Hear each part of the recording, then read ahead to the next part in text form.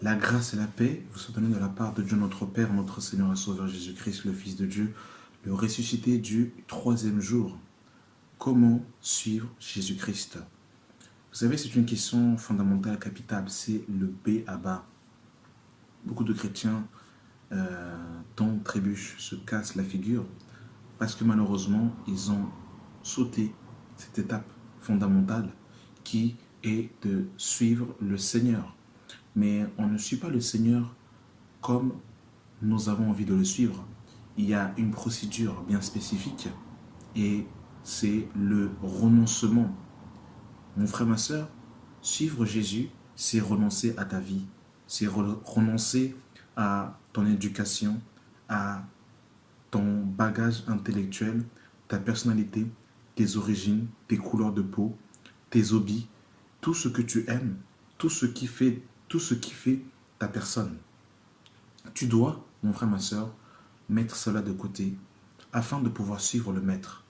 Il est impossible de suivre Jésus tout en voulant garder son ego, tout en voulant garder sa personnalité, tout en voulant garder ses idées philosophiques, tout en voulant garder ses plans carriéristes et vouloir suivre Jésus. Il est impossible, c'est incompatible.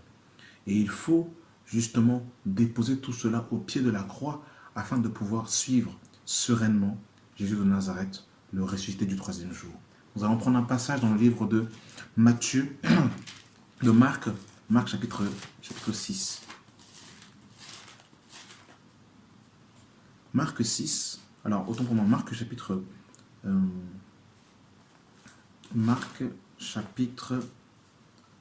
8, à partir du verset 34.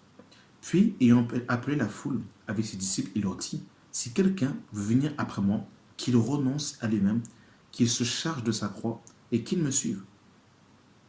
Vous bien-aimés dans le Seigneur, la parole de notre Seigneur et Sauveur, Jésus va dire clairement que celui qui veut venir après moi, qu'il renonce à lui-même. Et le renoncement est fondamental. C'est une étape qu'on ne peut pas sauter. C'est une étape qu'on ne peut pas enjamber et tout en voulant suivre Jésus. Il est impératif que cette étape soit préalablement accomplie, cochée, afin, bien aimé dans le Seigneur, de pouvoir suivre Jésus. Et beaucoup sont passés par les eaux du baptême, qui vont dans les assemblées, se retrouvent au bout d'un moment confrontés et face au mur, face à un dilemme. Et ils se demandent, mais j'ai l'impression de ne pas grandir. J'ai l'impression de faire du surplace. J'ai l'impression que depuis que je me suis converti, ma vie spirituelle tourne en rond. Il n'y a pas d'évolution, il n'y a pas de croissance. Et bien des fois, le fond du problème, c'est tout simplement parce qu'on n'a pas renoncé à soi. Tout simplement, on n'a pas voulu mettre notre ego de côté afin de suivre le Maître. Et celui qui ne passe pas par cette étape, bien aimé dans le Seigneur, ne peut pas suivre Jésus. Alors il faut que tu comprennes que tout ce que le monde t'a appris, tout ce qui est en toi, n'est pas bon. Il n'y a rien de bon en toi. Ça, il faut que tu le comprennes. Tout ce que le monde nous a appris, toutes les valeurs morales, humaines que nous avons reçues des hommes, eh bien, ne sauraient plaire à Dieu. Il faut réellement que nous puissions renoncer à nous-mêmes, littéralement mourir, afin de naître de nouveau et d'être une nouvelle créature en Jésus-Christ. Si cette étape n'est pas faite, il est impossible de suivre Jésus. Et tous les enseignements que nous pourrons recevoir par la suite ne seront tout simplement qu'une connaissance intellectuelle. Parce qu'au préalable, on n'a pas fait cette étape qui est de renoncer à soi-même. C'est le renoncement. Et lorsque nous lisons le premier fondement dans Hébreux chapitre 6, Hébreux chapitre 6 nous parle de quelque chose de fondamental. Hébreux 6, à partir du verset 4.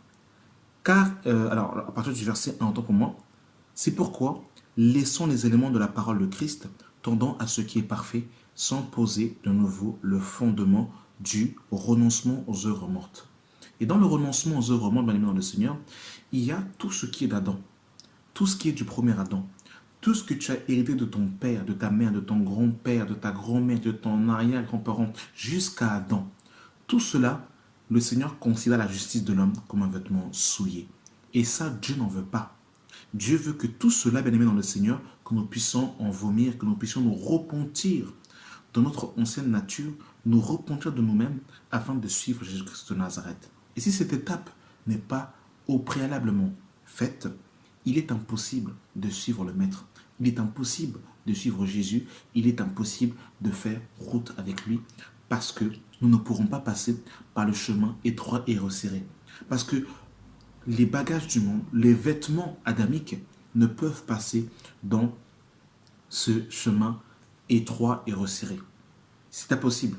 Pour passer par le chemin étroit et resserré, il faut renoncer à sa propre vie, il faut renoncer à sa personnalité, il faut renoncer à tout ce qu'on a appris, on a emmagasiné dans le monde, afin de mourir et de vivre de nouveauté de vie avec Jésus.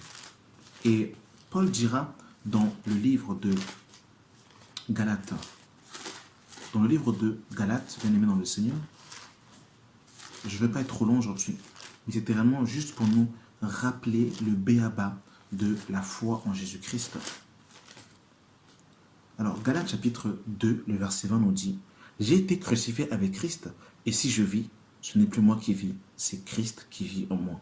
Si je vis maintenant dans la chair, je le vis dans la foi au Fils de Dieu, qui m'a aimé et qui s'est livré lui-même pour moi. » Voyez-vous, bien aimé dans le Seigneur, Paul va dire « J'ai été crucifié avec Christ.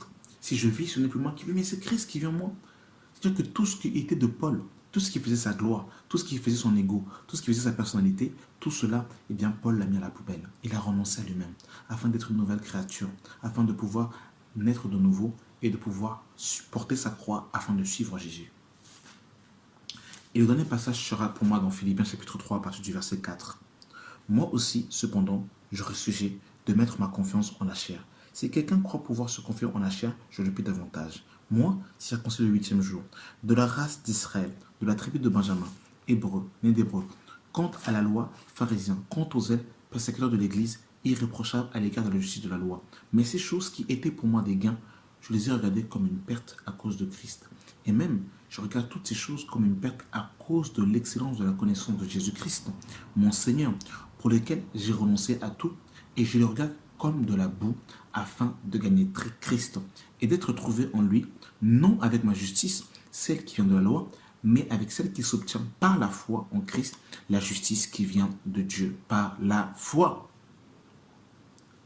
Est-ce que vous comprenez, bien aimé dans le Seigneur? Et il terminera en disant, afin de connaître Christ et la puissance de la résurrection et la communion de ses souffrances, en devenant conforme à lui dans sa mort, pour parvenir, si je le puis, à la résurrection d'entre les morts. Donc voilà ce qui intéressait Paul. Tout ce qui faisait son bagage intellectuel, Paul l'a vomi, Paul a complètement mis cela de côté afin de pouvoir être un véritable disciple de Jésus. Et vous verrez, bien aimé dans le Seigneur, que ceux qui veulent suivre Jésus sans renoncer à leur propre vie finiront parfois des compromis. C'est-à-dire que vous les verrez prêcher, vous les verrez enseigner, vous les verrez faire des œuvres bibliques, mais en vérité, ils sont mélangés. Et la Bible dit, on ne met pas du vin nouveau dans de vieilles outres. Et il faut que les vieilles outres éclatent, afin que le vin nouveau, la parole de Dieu, l'Esprit de Jésus, vienne demeurer au-dedans de nous pour qu'il puisse faire totalement toute sa place. Mais celui qui ne veut pas renoncer à lui-même, celui qui veut garder son ancienne personnalité, son ego, ne saurait plaire à Dieu. Vous voyez, bien aimé dans le Seigneur.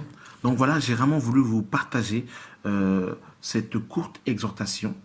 Et vraiment que la grâce et la paix de notre Seigneur Jésus-Christ soient votre partage en notre Seigneur et Sauveur Jésus-Christ. Amen.